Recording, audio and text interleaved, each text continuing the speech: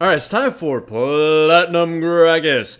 And this one's different to the ones before. Which one? Because this time I go AP Gragas rather than Tank Gragas. The reasoning for that is I've explained it quite often in other videos that don't actually contain Gragas. The Quilco is an abomination for a lot of tank junglers, especially Gragas. It was a huge nerf to him, and you could still go Quilco, but damn, your sustain, your clearing, and all that good stuff is hampered. So Spirit Stone is a billion times better for jungle Gragas than the Quilco. Anyhow, it's basic start. You know, I have actually different masteries and runes, so I actually should go through them. It's I believe it was magic damage red, armor yellow, magic resistance blues about 3, and cooldown reduction blues the rest. 15 AP and 2190 masteries. So I knew Jarvan would be there, and I kind of pinged it just to, well, not be there, but likely going there. So to my surprise, not to my surprise, he ended up being there, and you know, we fought each other. He actually could have probably gotten closer to killing me, though again with the help of Ziggs, but he used EQ right away. I'm like, why didn't he just auto-attack me a few times and then EQ when I try to get away? But whatever, his mistake is my benefit. So, of course, I buy myself the Spirit Stone. Spirit of the Spectral Wraith is what I am going. By the way, here we go. The enemy Tryndamere has Ghost. This makes ganking him a billion times easier, especially if if you use a champion with crowd controls. Like, that took almost no effort. If you had a flash, he could have, you know, flashed my E and then used his spinny Tryndamere Spin of Doom to try to avoid it, but it's just bad. Either way, here you go. I also have 2 wards and plugged them in the enemy jungle. It's so I can keep track of the enemy Jarvan. I mean, Jarvan can't really do too much to me, honestly. And he kind of is overstepping his boundaries here. He kind of doesn't realize I can beat his ass real hard. However, here I was hoping to try to shirk out a kill against the Jarvan because I knew if I flashed over the wall from Golem, I still would have died. So I was hoping, you know, blow my Q on him and then drink another guzzle thing and smash his head in. Nah, he flashed and killed me, so that idea didn't work out. I still got his flash, so technically it's the same shit anyways. Here's one thing though. I'm only going AP Gragas because I realized, you know what, I have a Mundo teammate and I have a Thresh. They're two, Mundo goes pure tank for damage and Thresh goes support, like a little bit of utility tankiness. So if I went full tank, it'd be a little bit too overkill and it would rely too much on Zed and Corki. Plus, we don't really have any magic damage. I mean, Mundo counts as magic damage, but not a whole lot. So here, to my surprise, I didn't know it was warded. Jarvan catches me, and I struggle to survive. I was hoping my ultimate would knock his ass out and maybe stop his ultimate, but I guess it doesn't. So I met my demise there. I'm behind the enemy Jarvan, but fortunately, you know, as Gragas, I'll still have some utility regardless of how much I get my ass kicked. Spirit of the Spectral Wraith is completed. Now, I mentioned it before that Gragas is a really strong tank character. That he can be a massive bodyguard, and you know he still has some really cool initiation powers and lockdown control. But as AP, he still has that sort of ability to execute somebody if you get them in your full ass combo, or just poke people down and causes nuisance. He's really good at preventing the enemy team from pushing, or just you and your teammates just pushing them down. Which is why I started, like, always building AP Gragas now, regardless of things. I'll build Spirit of the Spectral Wraith and then go tanky if I'm going to be tank Gragas anyways. So I kind of like this, you know, hybridized AP Bruiser Gragas. Anyway, I knew Jarvan would be here because the enemy team, my bottom lane was so pushed in. So I show up in time to stop him, but my teammates and I are still gonna die here. I kill the Jinx, and I was hoping to kill the Jarvan too, but I die as a result, and then the Jarvan gets a triple kill. So shit's bad. I mean, not really. Like, look, some people will say, "Oh my God, you know, the enemy team has 5 kills or some shit like that," but they're all located on the Jarvan, which again, he's a pretty cool champion if he gets fed, but that means the rest of his team doesn't have any of that extra gold. They're pretty much all deficits right now. All the kills are located on the Jarvan. So if we can, you know, survive Jarvan's shenanigans, or if we can kill him first before anything happens, then he's not gonna be able to contribute anything. Yeah, I love doing that with AP Gragas, or executing with the ultimate. But of course, now that Jarvan's dead, I get to easily steal his red, and I have no idea what Tryndamere thought he could do here. It's like, it happens a lot. We know this. People severely underestimate the amount of damage certain characters can do, and Gragas here is no different. It's like, this Tryndamere must have really underestimated my willingness and ability to murder him, and so must have the Sigs, because we just got ourselves 2 basically free kills. Now, Jungle Gragas, would I recommend still picking him? Honestly, yes. About most AP junglers have some sort of weakness. Fiddlesticks has shit mobility and has channel time, so you know, combine that with shit mobility, you might not always be able to take advantage of any situations. You'll be like, oh, if I get to this place, I'll be able to, you know, make something happen. We'll slowly walk there. Okay, now I have to wait for KO or somebody to repeat that situation and, you know, get into this position. It's time to start my channel. Suddenly, the target you were going for moved out of place, so your ultimate is not as effective, or, you know, doesn't even work at all. So, like, there's no other really competent AP junglers out there. Like, Jungle Diana sucks. Like, she doesn't do anything till level 6, and even then, it's pretty weak. And of course, she doesn't get the farm she really wants. But so since Jungle Diana doesn't work, Fiddlesticks doesn't work, and going full AP Maokai tends to be a really dumb idea from the jungle. You really don't have that many choices for, you know, competent AP junglers. I mean, Elise has been gutted to hell and back, so she's out of the picture too. She's like some sort of cocoon bot at this point. So Gragas is about like the most competent AP jungler you can pick, alongside a Mumu. Like, you know, they both kind of serve the same purpose, though they do it in a little different way. Gragas through range, and a Mumu to just sheer, like, you know, lock down one person murder for. So as far as AP junglers go, you really have shit choices.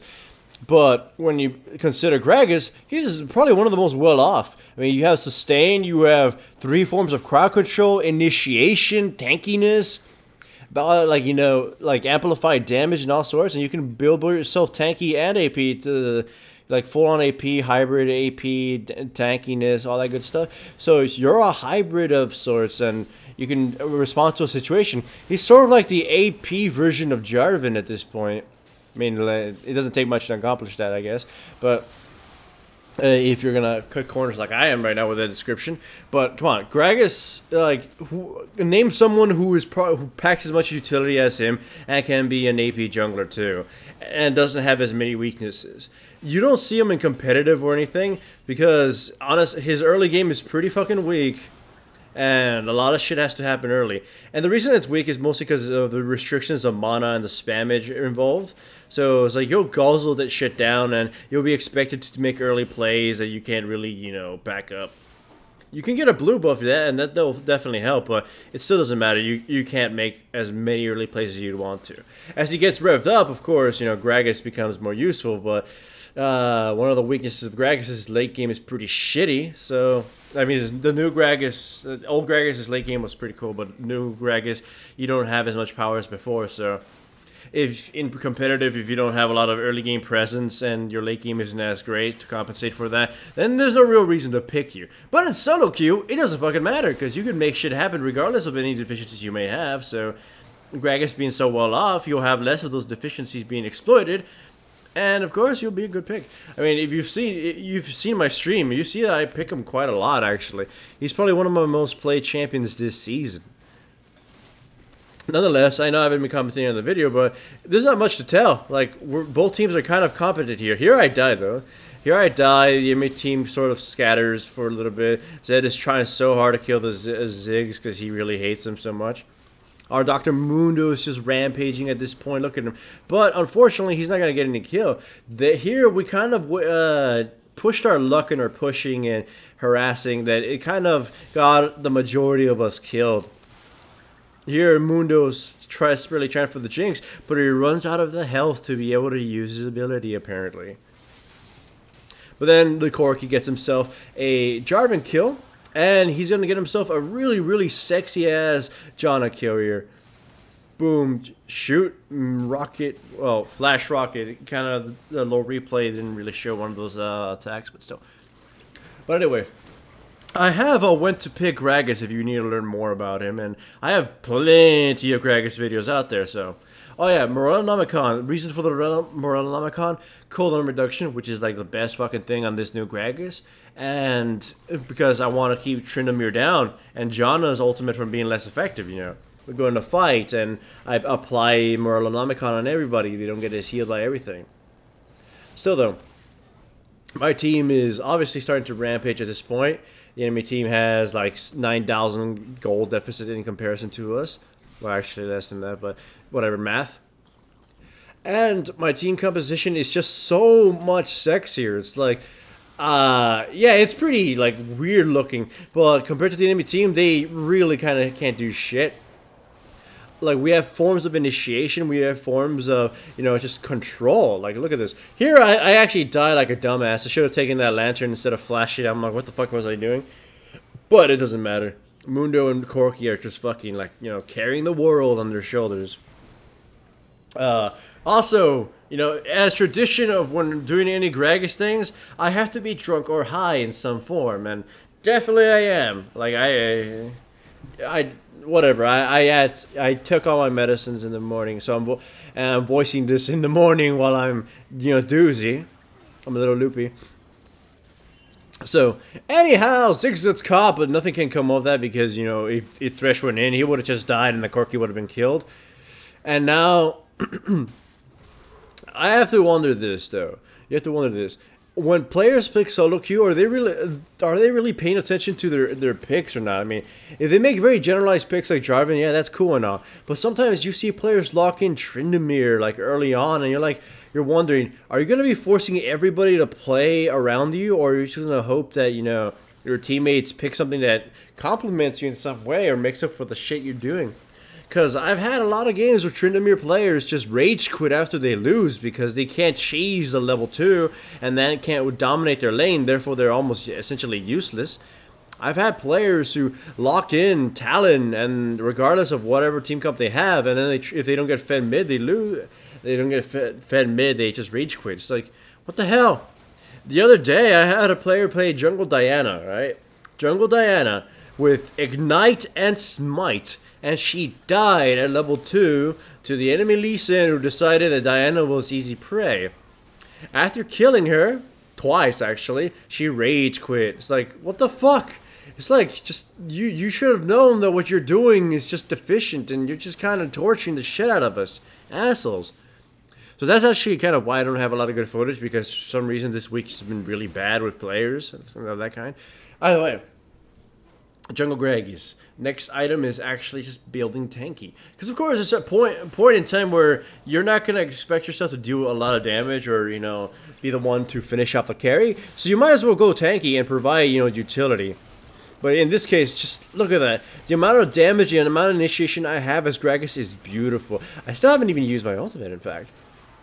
So, go in, hit the Ziggs. By the way, that's one thing I'm hoping they fix, because it's annoying. With Gragas, if you auto attack with your W active up, but it runs out midway, you don't get the effect. So I'm hoping Riot, you know, just kind of decides to give that to Gragas. It's infuriating. Like, there's times where, you know, I go in with my E and it's the last second of my, you know,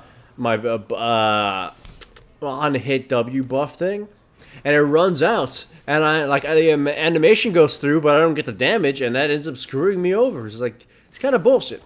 But still, we saw that we won that team fight quite gloriously. They focused me for some dumb reason, even because, no, you know, I'm tanky as shit, and I'm fat, and I'm not even a worthy target. It's like, that's kind of one thing a lot of players kind of do wrong. They focus targets that are not exactly, you know, high value. Once a target blows their load, you should just stop focusing them altogether.